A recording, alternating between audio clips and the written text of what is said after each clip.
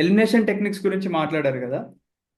So అవును. UPSC వాళ్ళు కూడా ప్రతి యూట్యూబ్ ఛానల్ ని మానిటర్ చేస్తున్నారు. Elimination techniques are getting eliminated అని చెప్పేసి అంటున్నారు కదా. అసలు 2024 అవును. లో అంటే ఎలిమినేషన్ టెక్నిక్ యూజ్ చేసి ఏమైనా సాల్వ్ చేయొచ్చా?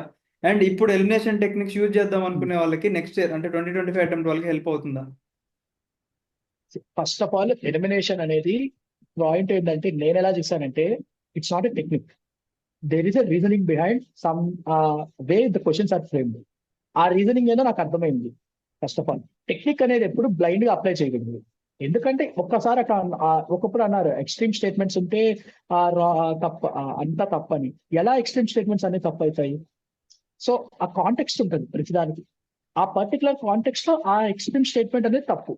సో నేను ఎలా చేయడం స్టార్ట్ చేశానంటే బ్లైండ్ గా టెక్నిక్స్ ఎప్పుడు నేను అప్లై చేయలేదు. కొన్ని మేబీ ఫ్యూ క్వశ్చన్స్ అక్కడక్కడ అప్లై చేయొచ్చు.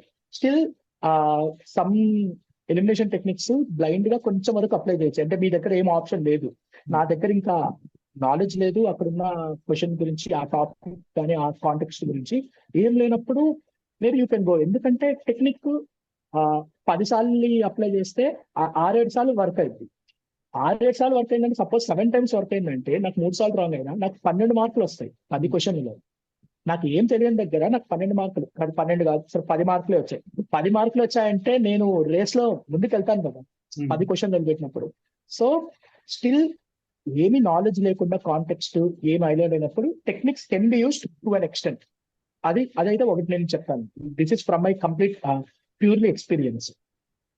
ఇంకొక విషయం ఏంటంటే ఫస్ట్ ఆఫ్ ఆల్ ఆ టెక్నిక్ అనేది లాజికల్ ఉండాలి, రేషనల్ ఉండాలి.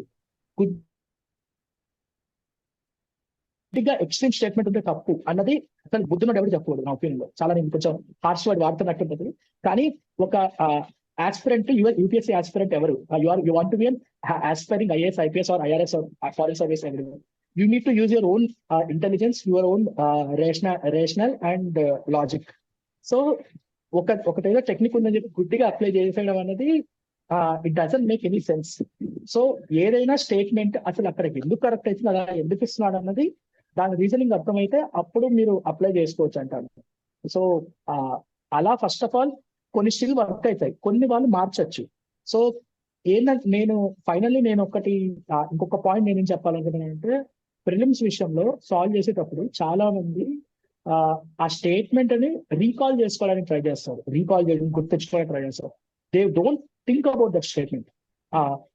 ఆ స్టేట్మెంట్ ఆ కాంటెక్స్ట్ లో వ్యాలిడ్ అవుతుందా లేదా, మనకున్న concepts, basic knowledge, understanding of the subject తో దాన్ని ఆ ఆ మొత్తం అది ఇంటర్సెక్షన్ చేసుకుంటే ఆ స్టేట్మెంట్ కరెక్ట్ అయితే తప్పు అయితే మనకు అర్థమైపోద్ది. తప్పు అయిపోతుందంటే వెంటనే అర్థమైపోద్ది. బికాస్ ఎకానమిక్ కాన్సెప్ట్స్ తీసుకోండి, ఎన్విరాన్మెంటల్ కాన్సెప్ట్స్ తీసుకోండి, పాలిటీ కాన్సెప్ట్ తీసుకోండి, it doesn't make sense some statements. So అలా సెన్స్ రావట్లేదు అంటే it is certainly wrong. Because trust your preparation. ఇంత ప్రిపరేషన్ మీరు 2 ఏళ్ళు 3 ఏళ్ళు చదివి ఒక కొత్త స్టేట్మెంట్ చూశారు, మీరు అన్ని 3 ఏళ్ళు చదివి ఉండి అది నిజంగా ట్రూ అంటే మీకు ఎక్కడోసారి తగిలే ఉంటది. ఎందుకంటే అది మీ కాన్సెప్ట్స్ అగేన్స్ట్ గా ఉంది, లేకపోతే తగిలే ఉంటది. కాన్సెప్ట్స్ అగేన్స్ట్ గా ఉన్నప్పుడు you should certainly trust your knowledge and have faith in your ability and mark it as wrong. అదంటా నేను.